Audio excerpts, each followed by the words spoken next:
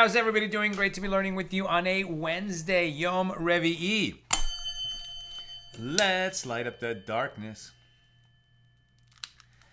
So these candles, I'm pretty sure they're 6-hour candles, and they come in boxes of 50, and I had 6 boxes at one time, and I'm in the last box. We've had a lot of classes together. We've learned a lot of wisdom together. It's so awesome.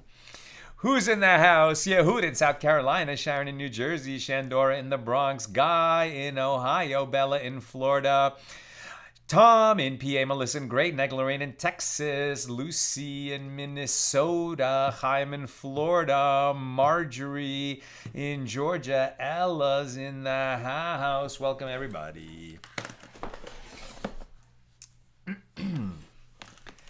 Very colorful, very thought-provoking daf today. We're going to spend some time with Job. In many ways, the most perplexing book in the Bible. Let's get to it. So our daf is actually... It is page 15. Yeah, it's page 15.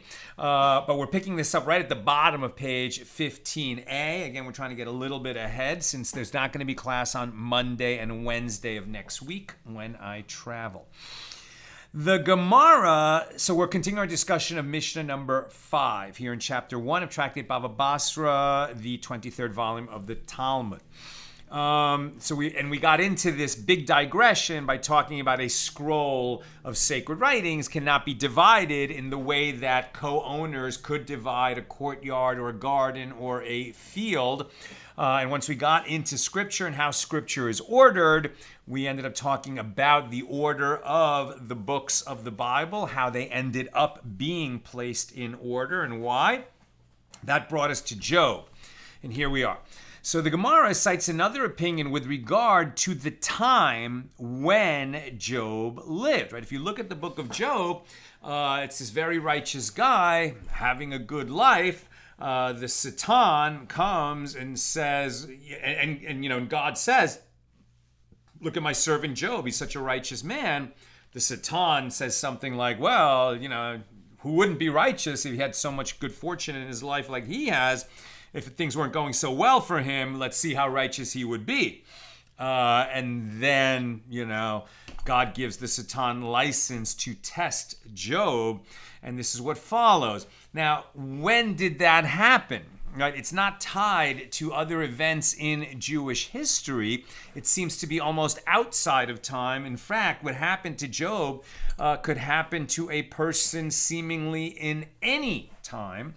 And so different sages are going to see different clues within the book of Job to tie it to different periods sort of in the biblical history when else it could have happened. Or when it could have happened, right? So one opinion that we heard yesterday was that Job was a contemporary of Moses. Right, elsewhere, I think we haven't discussed it yet here, but elsewhere, I think there's a midrash that says that Job and Yisro, right, Jethro, and I believe Bilam, the three of them were prophets, or I don't know if they were all prophets, but they were advisors to Pharaoh. Right, they were advisors to Pharaoh, and Pharaoh consulted with them. Shall we kill these Jews? Right, we have a prophecy from our necromancers that these Jews are going to rise up and be very bad for us. They're going to be led by this man Moses. So, what do you think about the idea of killing all the Jewish boys? I think this is how the midrash went. And Yisro didn't answer. I think Yisro left. Job didn't answer, and maybe it was Bilam. I think the third one was Bilam said, yeah, good idea, right? So those were the 3 different views. So one idea is that because Job was silent at that time, that's why all these tragedies ended up befalling him later. That's not in this, it's not on this page yet. I think it was a midrash somewhere else. Somebody who knows where that source is, let me know in the comments. Okay, so Now we're talking about when was Job. So maybe that's the way he was contemporary of Moses. But it could have been many other times in history the story would have made just as much sense. Yeah, Bill says we've discussed that midrash in question in an earlier tractate. Right. Okay, so Rabbi Yochanan and Rabbi Elazar both say Job was among those who ascended from the exile to Eretz Yisrael at the start of the Second Temple period. Okay, so that's at least, that's like 900 years later than Moses, right? So that's a very, very big discrepancy between those two opinions, right? That was he a contemporary of Moses, or was he among those who ascended at the beginning of the Second Temple period, like Ezra and Nehemiah, right? That's like 900 years later. To Eretz Yisrael at the start of the Second Temple period, and his house of study, right, his base midrash, was in Tiberia, right, in Tiberias. So this would indicate that he was not only a righteous guy, he was at least a Torah student, if not a Torah scholar and a full-fledged rabbi. Now, the Gemara raises an objection from what is taught in a Baraisa. The days of Job's life extended from when Israel entered Egypt until they left, indicating that this is the period during which he lived and not as suggested in the early days of the Second Temple. So this would seem to indicate that he was alive when Jacob, our father, was alive, and that he was one of those who lived, very, very long life, because we were in Egypt for 210 years. So was that the span of his years while the Jews were enslaved in Egypt? Until they left, indicating that this is the period. And the Gemara answers, now we're on page 15b, say that Baraisa means that the duration of Job's life lasted as long as from when Israel entered Egypt until it left, but not that he lived during that time, meaning that he lived to be 210 years old, but that's not when he lived. Now, the Gemara raises an objection from a different Baraisa against the notion that Job was Jewish. 7 prophets prophesied to the nations of the world, meaning prophets who were not Jewish, and they are Bilam and his father Beor, and Job, right? So according to this, Job was a prophet. Eliphaz the Temanite, and Bildad the Shuhite, and Zophar the Namath, I'm not sure how to pronounce that. Let me see. Naamasi, right? So the Naamathite, and Elihu ben Barachel the Buzite, which indicates that Job was not Jewish. So he said to him, and according to your reasoning that Job could not have been Jewish because he prophesied to the nations of the world, was Elihu ben Barachel not a Jew? Is it not written of the family of Ram in Job 32:2? And the family of Ram, this is a reference to Abraham, the family of Abraham, which would indicate that somebody was a Jew. So rather, one must explain that Elihu is included in this list because he prophesied to the nations of the world, and so too it may be maintained that Job is included in this list even though he is Jewish because he prophesied to the nations of the world. In other words, there were Jewish prophets who prophesied to the nations of the world. That list would include Jonah, right? Jonah was sent to Nineveh, right? To prophesy to the people of Nineveh who were not Jewish, but Jonah was Jewish. Where am I? So there, with regard to the other prophets, their main prophecies were directed to Israel, whereas here, with regard to these 7 prophets, their main prophecies were directed to the nations of the world, but that doesn't mean that they weren't Jewish. Now, the Gemara raised an objection from what is taught in a different Baraisa. There was a certain pious man among the nations of the world, and his name was Job. And he came into the world only to receive his reward. The Holy One, blessed be he, brought afflictions upon him, and he began to blaspheme and curse. The Holy One, blessed be he, doubled his reward in this world in order to expel him from the world to come. This Baraisa, that's not what's written in Scripture. This is a Baraisa interpreting Job's story. This Baraisa states that Job was not a Jew, but rather a Gentile. And the Gemara responds, the matter of whether or not Job was Jewish is a dispute between Tanaim, the sages of the Mishna, of the Mishnaic period, which includes the Baraisas, as it is taught in a Baraisa with regard to the period during which Job lived. Rabbi Elazar says, Job lived in the days of the judging of the judges. As it is stated in connection with Job, behold, all yourselves have seen it. Why then have you become altogether vain? That's Job 27:12. Now, which generation was completely vain?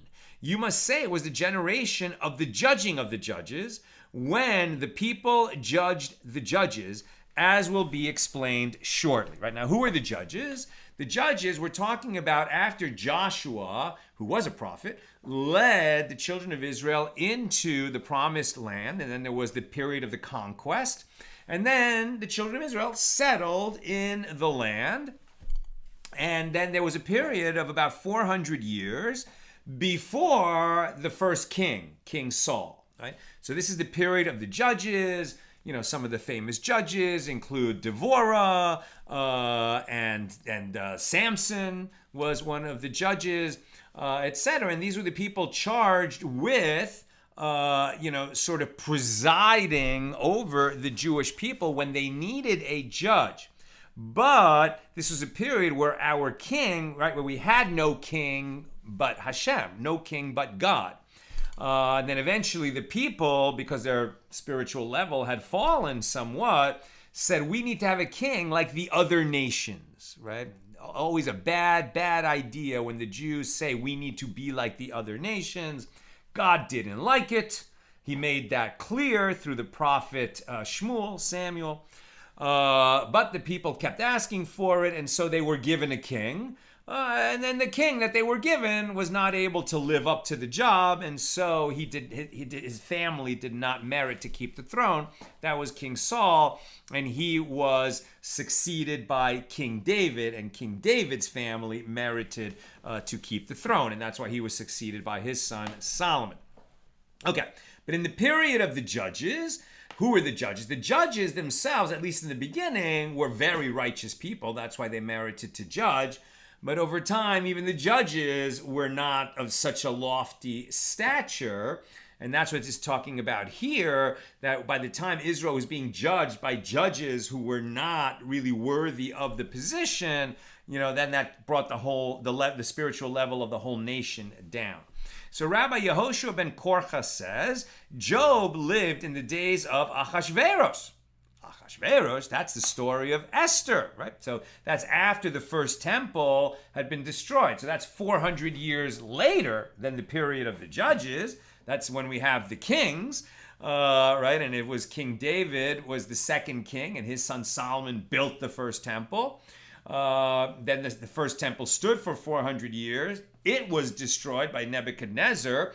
Then the Jewish people were taken into exile, the Babylonian exile. Babylonia, Nebuchadnezzar, he fell to Persia, and that's why it became part of the Persian Empire. And that's when the story of Esther takes place in the Persian Empire during that exile, the period between the first and second temple. So now we have an opinion that Job lived then, right? Much, much later than Moses, right? Now we're talking about, about a little less than 900 years. One opinion was that Job was with the exiles who returned. Now we're saying there's an opinion that Job was like the time of the exiles between the temples. Okay, so where are we? He lived in the days of Achashverosh. Why would you say that? As it is stated, and in all the world were no women found so beautiful as the daughters of Job. That's Job 42:15. Now, in which generation were beautiful women sought?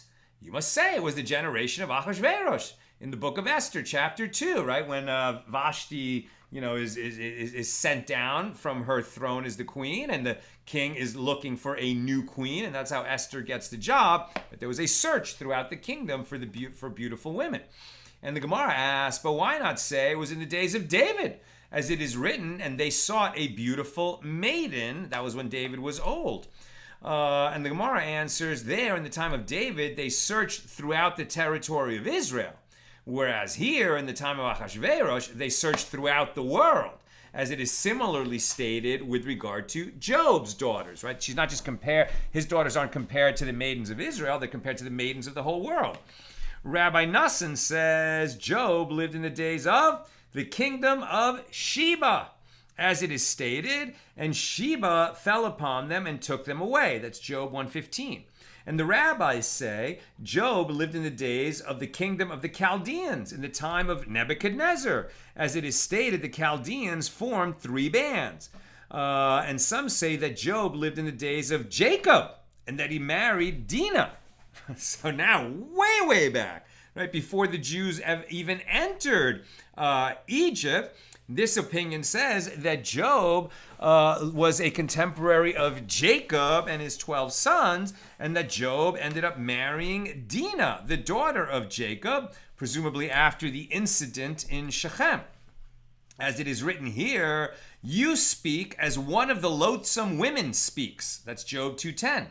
And it is written there in the account of the incident involving Dina and Shechem, he has done a loathsome act in Israel, Genesis 34:7. And this concludes the text of the Baraisa. And the Gemara comments, and all these Tanaim, all these sages of the Mishnaic period, hold that Job was a Jew, except for the opinion introduced with the phrase, and some say, according to which Job lived in the time of Jacob, and he was certainly not one of Jacob's sons, so he would have had to, maybe he became a Jew, but he wasn't born a Jew because he was not one of Jacob's 12 sons. And what is the proof that all these Tanaim maintain that Job was Jewish? As if it should enter your mind to say that he came from the nations of the world, right? So, right, whenever we say the nations of the world, remember the word for that is goyim, right? Goyim, which has acquired a somewhat negative connotation in modern parlance, does not have a negative connotation. It just means nations, right? A goy is a nation. Goy is a goy is a nation, and goyim are the nations, right? So when you personalize that or personify it, then you're talking about a person who comes from one of the nations of the world. There's no positive or negative quality to that, except that in a Jewish text, of course, there's going to be, more interest and concern for your fellow Jew than, for people from the other nations of the world. But that's not negative. It's just not one of us. Okay, so where is it?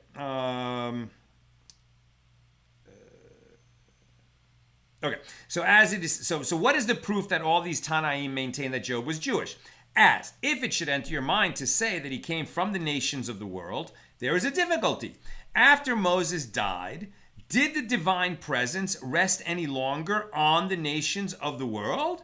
But doesn't the master say, Moses requested that the divine presence not rest again on the nations of the world, and his request was granted to him, as it is stated that we shall be differentiated, I and your people, from all the people that are upon the face of the earth. And it is stated there that God acceded to his request. Now, does that mean that non-Jews haven't been close to God? No, it doesn't mean that at all. People can be very close to God no matter where they come from, and that, in fact, our sages teach, right, that the Jews are obligated in 613 commandments. Everyone else is obligated in the 7 Noahide commandments. And if a non-Jew fulfills his obligation under the Noahide commandments, there's a beautiful place waiting for him in the world to come.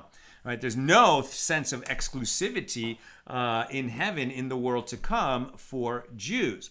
But what Moses did say is that the Jews should be differentiated from all other people, and that we should remain differentiated, that we would not be assimilated.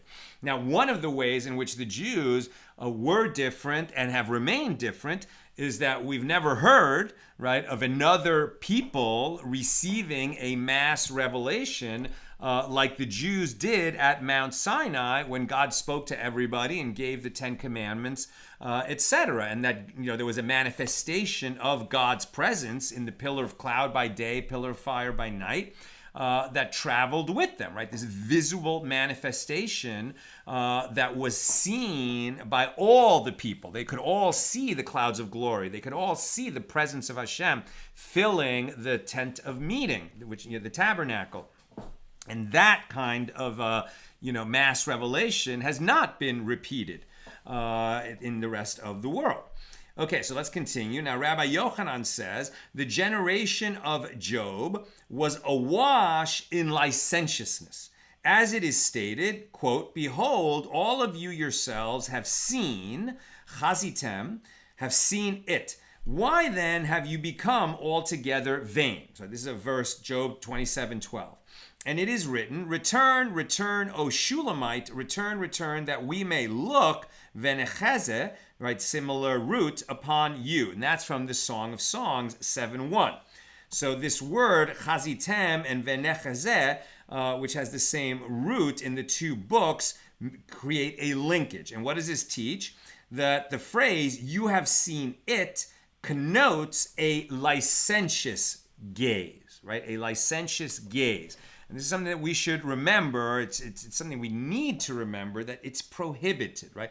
We are so awash in licentiousness today, in the culture that we live in, right, where it's very difficult to just walk down the street or drive down the highway and not see images, of near nudity and like just such overt sexuality. And it just cheapens what is supposed to be, this like incredible sight, right? Like when a man and a woman, within the intimacy of marriage, gaze upon each other, see each other, that's so special, and it is related to the holy act of creating, the next generation. But we live awash in this, culture where people are constantly looking at that stuff, and movies, TV. It's just incessant. That's one of the things we're very proud of, is that there's none of that kind of content in our movie, Guns N' Moses. But at any rate, we have to remind ourselves it's prohibited. It's prohibited. We have a challenge because we're in the movie business, and that requires us to watch a lot of movies. So when those scenes come on, this is what I do, and I kind of watch the bottom edge of the screen and listen, so I know, when the nudity has passed. I really don't need to see it in order to appreciate and understand the story of the movie, and so I don't watch it, and that's part of the act of guarding your eyes. Okay, but this is not new, right? It's not like only in 2024 has the world come to this. Here we're seeing that 3,000 years ago or 2,000 years ago or 2,500 years ago, the world was awash in that same kind of licentious gazing at overt sexuality. That this phrase, you have seen it, connotes a licentious gaze. So the Gemara asks, but say that the phrase, you yourselves have seen it, is not about licentiousness, rather it signifies prophecy. As it is written in a different place, the vision, chazon, of Isaiah ben Amos. That's why we have a Shabbos called Shabbos Chazon, Shabbos HaChazon, right? What's the prefix? But anyway, the vision, the Shabbos of seeing, when the Haftorah that we read is from the Isaiah 1:1. So, there's nothing vulgar or sexual or prohibited in using the eyes for what is permitted for them to see. And sometimes we have a prophet who can see beyond what everybody else can see and shares it with us. So obviously there's nothing prohibited about that. That's incredibly holy. And the Gemara answers, well, that may be true about using that verb for Isaiah and holy matters. But if so, why do I need the words, why then have you become altogether vain? Rather, the reference must be to inappropriate licentious gazing. That's what was being talked about in Job. And further, with regard to Rabbi Lazar's statement in the Baraisa that the generation of judging of the judges was one of vanity, right? So when the judges had gone to a low level, what was going on? Rabbi Yochanan says, what is the meaning of that which is written, and it happened in the days of the judging of the judges? Right, so you might have thought, and that's from Ruth 1:1, right? That the story of Ruth happened during this period of the judges, Right? So on the surface, you might think, well, what that is talking about is when the judging of the judges, that must mean, oh, it was the period of the judges. In other words, when the judges were the authority figures in Israel. That's all it said. No, it's saying something more important, more descriptive and specific than that. Says Rabbi Yochanan, what is meant by that which is written, it happened in the days of the judging of the judges? This indicates a generation, meaning the generation, the people of Israel in that generation, that judged its judges. In other words, the judges were judged and they were found wanting. In what way? If a judge would say to the defendant standing before him, remove the splinter from between your eyes, which means rid yourself of some minor infraction, the defendant would say to him, well, remove the beam from between your eyes, meaning you have committed far more severe sins. Right? The people did not respect the judges because the judges were corrupt.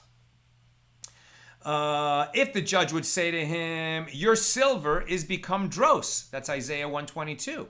This means that your coins are counterfeit. Well, the defendant would answer the judge, your wine is mixed with water, also Isaiah 122.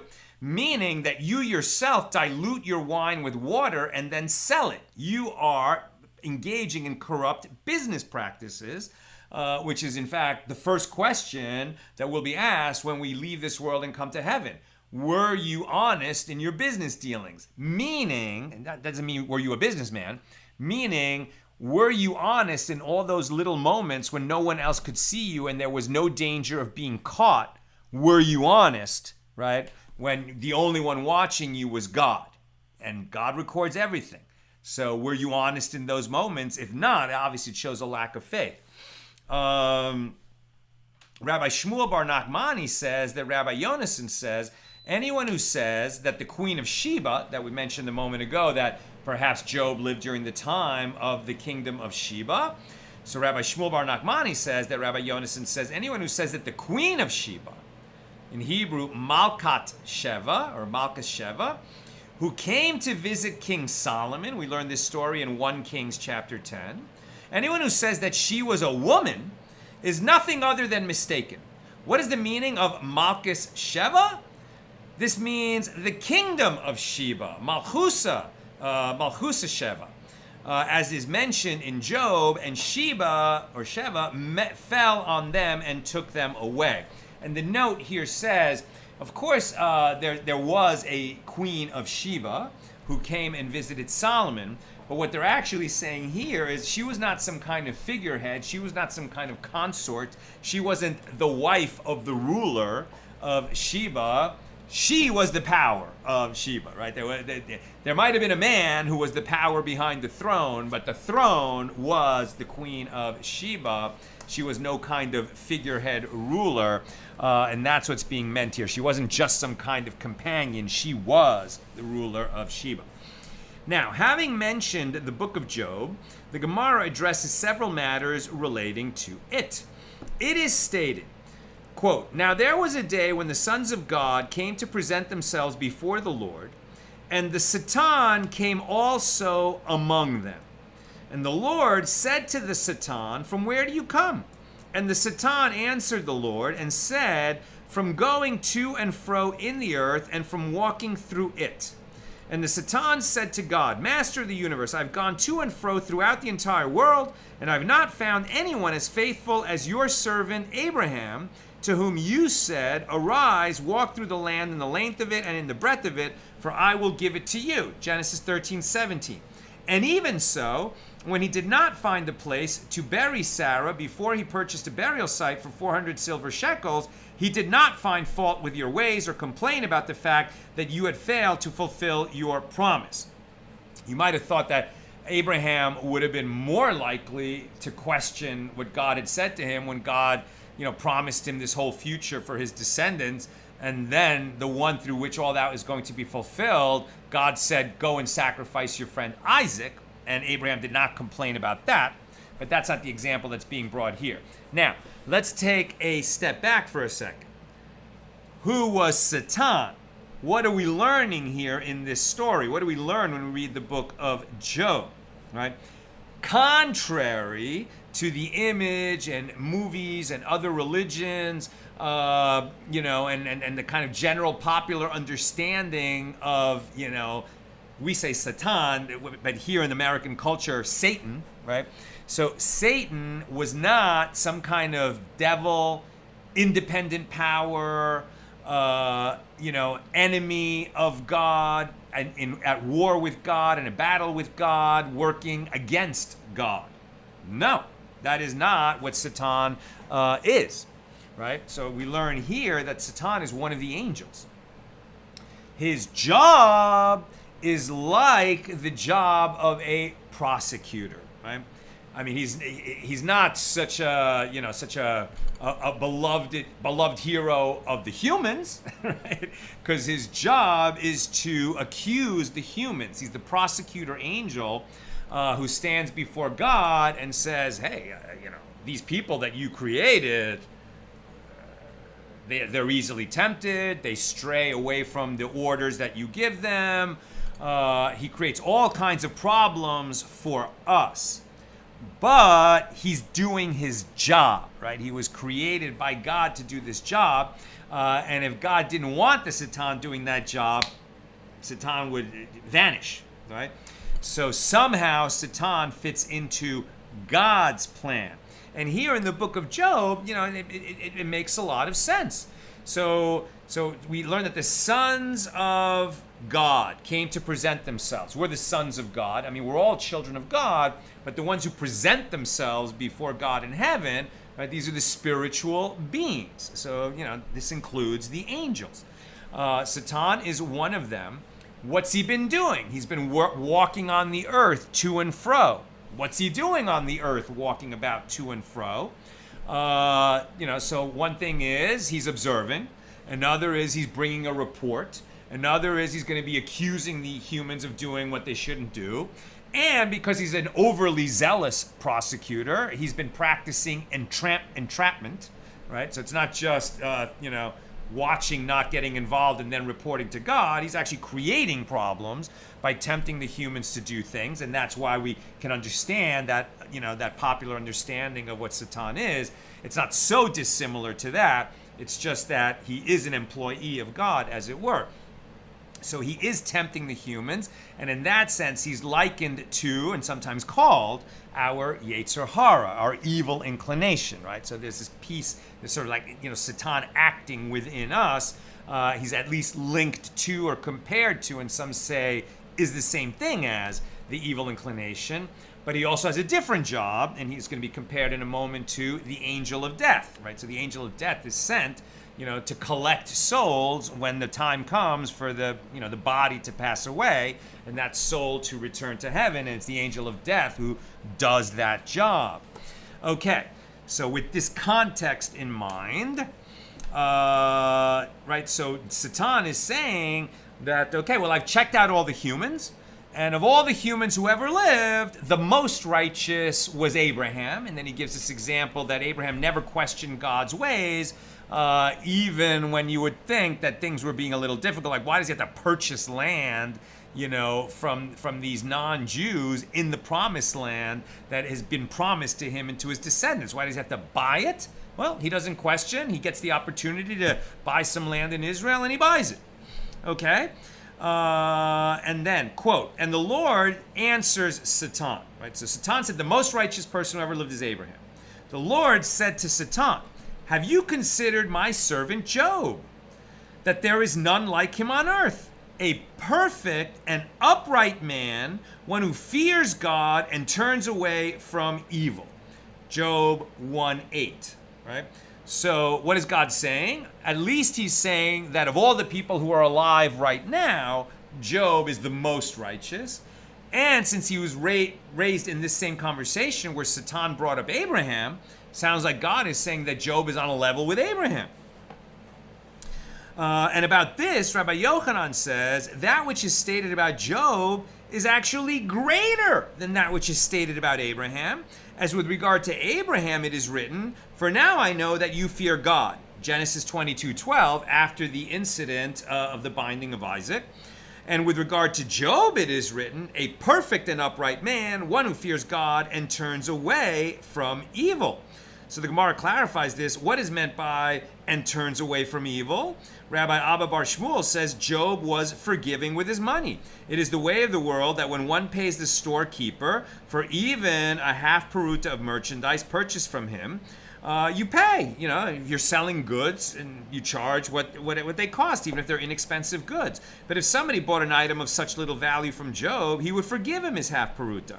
And the Gemara continues to clarify these verses concerning Job, that then the Satan answered the Lord and said, does Job fear God for naught?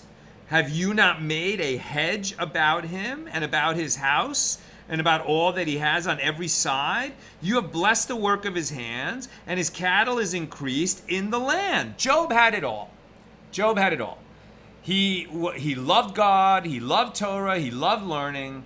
His children were all healthy and married and producing beautiful families. He was rich. His livestock, his fields, everything was fecund and productive. So the Satan is saying, okay, he loves you, he's grateful to you, he believes in you with all his heart and soul, but, it's working out for him, right? Would he believe you? Would he be this faithful if it wasn't working out for him in such a, strong way? And about you have blessed the work of his hands, and his cattle is increased in the land. Job 1:9-10, right? That's Satan's answer to God. So what is meant by you have blessed the work of his hands? Rabbi Shmuel bar Rav Yitzchak says anyone who took a peruta from Job was blessed. Not only was Job's own handiwork blessed, but anyone who received anything from him was also blessed. And the Gemara continues with its explanation of these verses. What is meant by, and his livestock is increased, parats, in the land? Job 1:10. Rabbi Yosef Bar Chanina says Job's livestock breached, paretsu, the order of the world. Meaning, it is the way of the world that wolves kill goats. But in the case of Job's livestock, the goats killed the wolves. He was so blessed that even his goats had no danger from the wolves. In fact, they drove away the wolves and even killed wolves. The Gemara continues to relate Satan's challenge to God. So says Satan, but now put forth your hand and touch all that he has, and he will curse you to your face. Right? So if he loses everything, then he won't be so righteous. In fact, he'll curse you. And the Lord said to the Satan, behold, all that he has is in your power. Only upon himself do not put forth your hand. Meaning, don't kill him. And the Satan went out from the presence of the Lord. And then the verses relate what happened next. Now, there was a day when his sons and his daughters were eating and drinking wine in their eldest brother's house. And there came a messenger to Job and said, the oxen were plowing, and the asses were feeding beside them. And the Gemara asks, what is meant by the oxen were plowing and the asses were feeding beside them? Rabbi Yochanan says, this teaches that the Holy One, blessed be He, gave Job a taste of the world to come, when plowing and harvesting will take place at the same time. Here too, the oxen plowed, and the donkeys grazed on the crops that grew from that effort. In other words, before the Satan, started destroying Job's world, we already said he had it all. It wasn't even that he had everything, wealth, family, blessing, but even it was like miraculous, right? The goats were killing the wolves, and the crops would be planted and grow immediately. Now we're on page 16a. The Gemara continues to interpret these verses from the book of Job. While he was yet speaking, there came also another messenger and said, the fire of God has fallen from heaven and has burned up the sheep and the servants and consumed them. Right? So, in one blow, all of his wealth was destroyed by miraculous fire from heaven. The Chaldeans formed 3 bands, and they fell among the camels and have carried them away, and they have slain the servants with the edge of the sword. And while he was yet speaking, another messenger came to Job and said, your sons and your daughters were eating and drinking wine in their eldest brother's house, and behold, there came a great wind from across the wilderness and smote the 4 corners of the house, and it fell upon the young men, and they are dead. And then Job arose and rent his coat and shaved his head and fell down on the ground and prostrated himself, and he said, I came naked out of my mother's womb, and naked I shall return there. The Lord gave, and the Lord has taken away. Blessed be the name of the Lord. In all this, Job did not sin, nor did he lay reproach on God. He accepted this terrible fate that had befallen him. And by the way, if you ever remember the movie, well, you know what? I'm not going to cheapen this. But okay, so the Satan had this conversation with God. God said, go ahead, test him. And then, like, in the space of a minute, you know, we all know that anything you have, it's so fragile. Nothing is promised. There's nothing promised to you. You know, everything could be taken in an instant. Everything could be lost. Our lives could be taken from us in a moment. But usually it doesn't everything disappear like that. And that's what happened to Job, instantly. And Job fell on his face and said, okay, I don't know why this happened, but I came into the world with nothing. I will leave the world with nothing. So whatever God does is just. The book of Job continues. Again, there was a day when the sons of God came to present themselves before the Lord. I'm sorry. We're going back. So again, there was a day when the sons of God came to present themselves before the Lord, and the Satan came also among them to present himself before God. And the Lord said to the Satan, from where do you come? And the Satan answered the Lord and said, from going to and fro in the earth, from walking up and down in it. And the Satan said before God, Master of the universe, I've gone to and fro across the entire world, have not found anyone as faithful as your servant Abraham, to whom you said, arise, walk through the land. We read all this a moment ago, but it's repeated. Arise, walk through the land in the length of it and in the breadth of it, for I will give it to you. And when he wanted to bury Sarah, he could not find a place to bury her, and yet he did not criticize her ways. And about this it says, and the Lord said to Satan, have you considered my servant Job, that there is none like him on the earth, a perfect and upright man, one that fears God and turns away from evil. And still he holds fast to his integrity, although you moved me against him to destroy him without cause. Right? So now God is answering Satan. You took everything away from him, and he still, is faithful. Rabbi Yochanan says, were it not explicitly written in the verse, it would be impossible to say this. We would never write such a story. We would never say this about God, right? It came down in a verse in the scripture, but we would never say such a thing, as it would be insulting to God's honor. The verse states, you moved me against him, right? The verse in the book of Job says, God says to the Satan, you moved me against him. Is God going to be moved by anyone? God does what God wants, right? So we would never say that, but it does say it in the book. So the verse states, you moved me against him like a person whom others persuade and allows himself to be persuaded, as if God had not wanted to do anything but allowed himself to be persuaded to bring harm to Job. Obviously, that's not what happened. God had some larger plan. God always has a larger plan, and this book of Job fits within it. Now, it was taught in a Baraisa that with regard to the method of the Satan, he descends to this world and he misleads a person into sinning, and he then ascends to heaven and levels accusations against that very sinner and inflames God's anger against him. And he then receives permission to act and takes away the sinner's soul as punishment. And the Gemara returns to discuss the text of the book of Job. And the Satan answered the Lord and said, skin, for all that a man has, he will give for his life. But put forth your hand now and touch his bone and his flesh, and he will curse you to your face.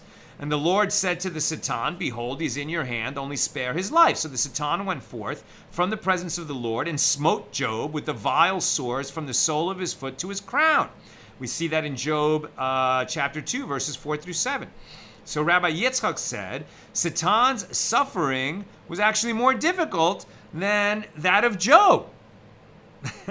That Satan was suffering while he's inflicting all this punishment on Job. What does this mean? This can be explained by means of a parable involving a servant whose master said to him, break the barrel, but save its wine.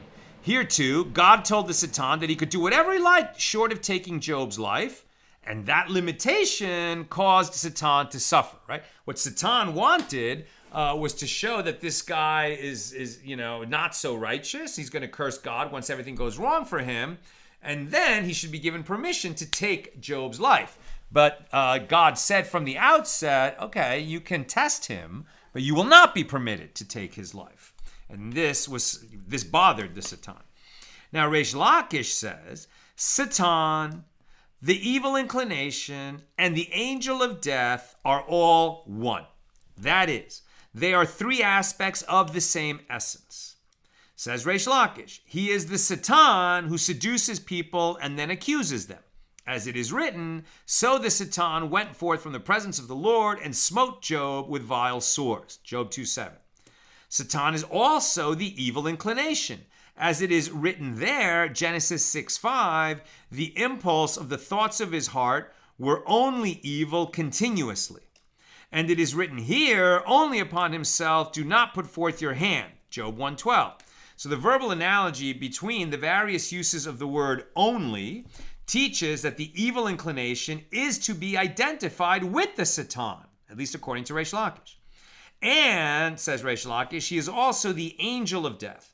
As it is written, only spare his life. Apparently, Job's life depends upon him, the Satan. And accordingly, the Satan must also be the angel of death.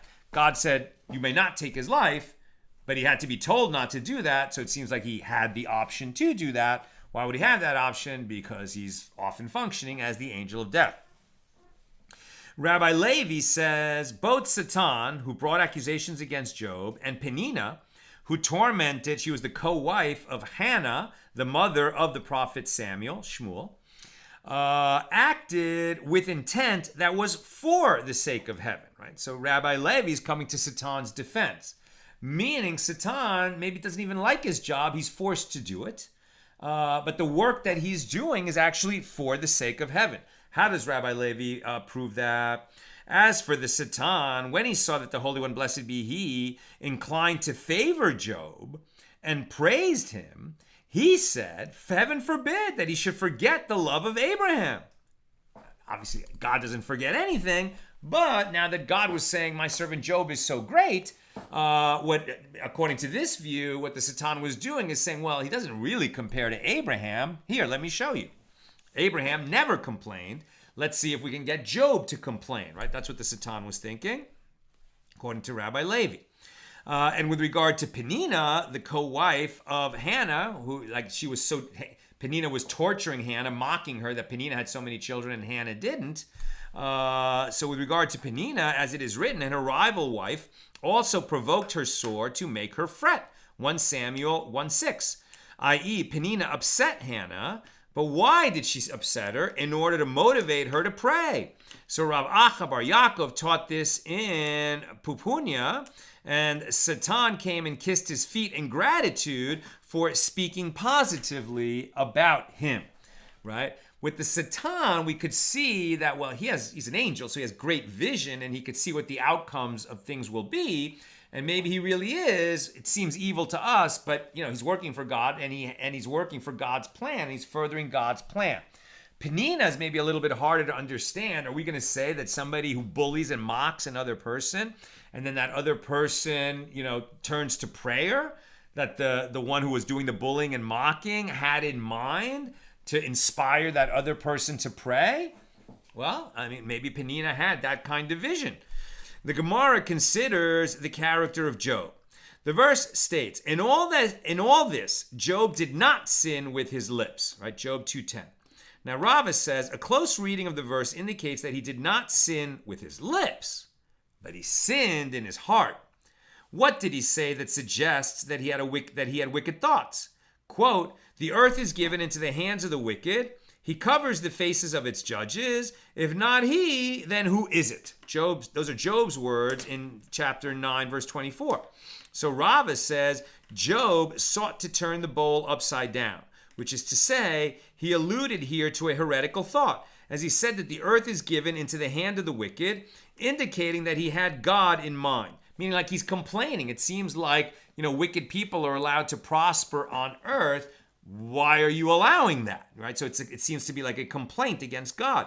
Abaye said to him, no, Job was not complaining against God. He was referring here only to the Satan, he being the wicked one into whose hands the land was given. Again, right? The Satan has a job to do, but from our perspective, he's certainly visiting wickedness on us by tempting people to do evil, and sadly, very successfully, so many people give into that temptation. Now the Gemara comments, this is parallel to a dispute between Tanaim. As it was taught in the Baraisa, the earth is given into the hand of the wicked. Rabbi Eliezer says, Job sought to turn the bowl upside down. Rabbi Yehoshua said to him, Job was referring here only to the Satan. I'm almost done. Questions or comments, please get them in now. So the Gemara continues to discuss Job's statements. In Job 10:7 it says, Job says, although you know that I am not wicked, and there is none that can deliver out of your hand. He's talking to God. So Rava says Job sought to exempt the whole world from judgment, claiming that all of a person's actions are directed by God and therefore cannot be held culpable for his misdeeds. And Job said before God, Master of the universe, you created the ox with split hooves, making it kosher, and you created the donkey with closed hooves, making it forbidden. You created the Garden of Eden, and you created Gehenna. And similarly, you created righteous people, and you created wicked people. Who can restrain you? So seeing that you created people as either righteous or wicked, how can you complain about their actions, right? This is not what we're saying. This is being ascribed to Job.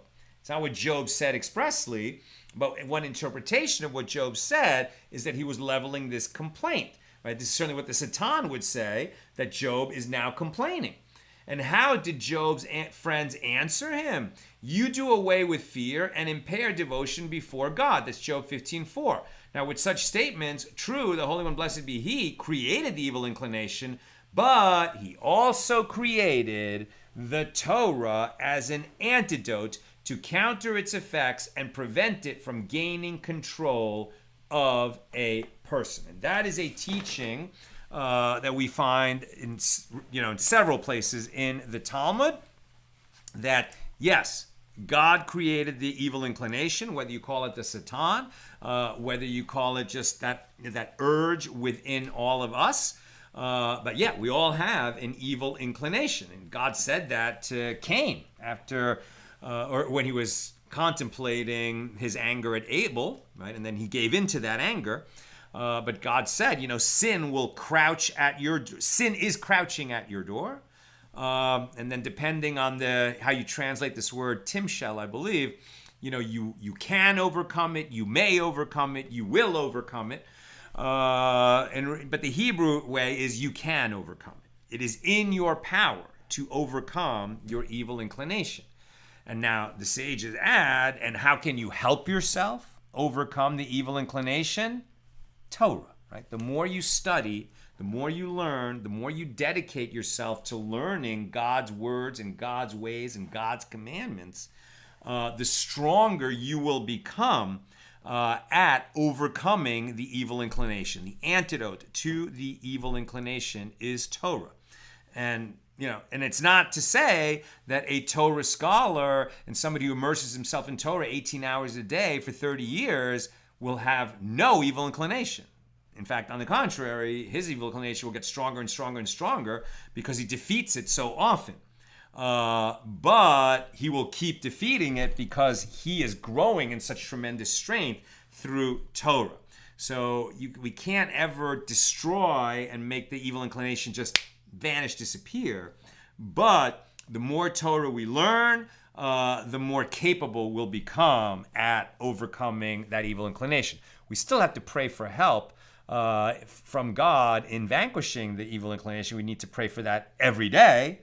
And that combination of prayer and Torah, and prayer is within Torah, will help us in that constant struggle to overcome the evil inclination. Okay. What happened here?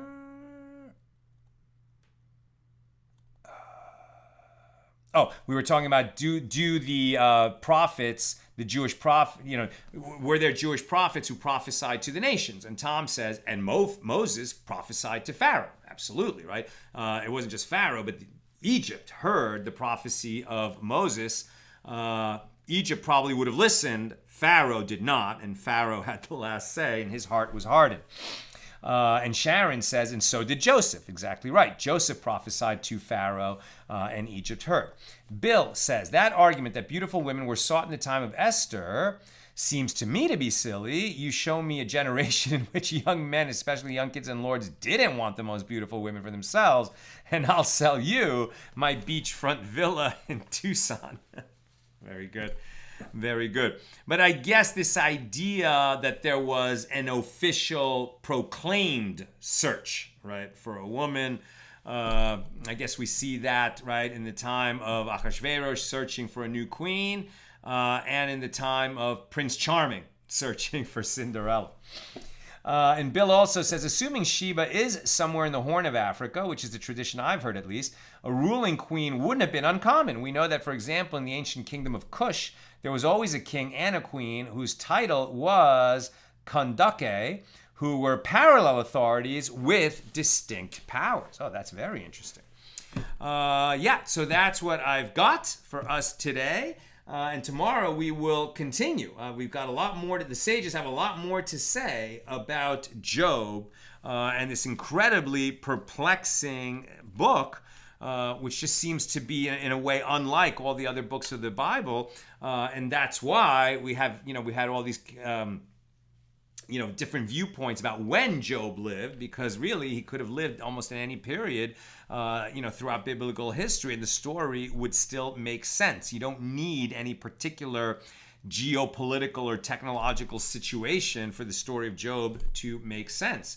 And really, perhaps the reason that, God, however God sent a prophet to create the book of Job, it was because, it helps us to address this question that we all wonder about in our lives of faith, right? Which is, why is it that if God is good, we see in the world that the righteous suffer and the wicked prosper? And there's a lot of different answers to that, and those questions and that question and those different answers, that's what the book of Job is all about. So we'll continue that discussion tomorrow, God willing. All the best. Have a great night.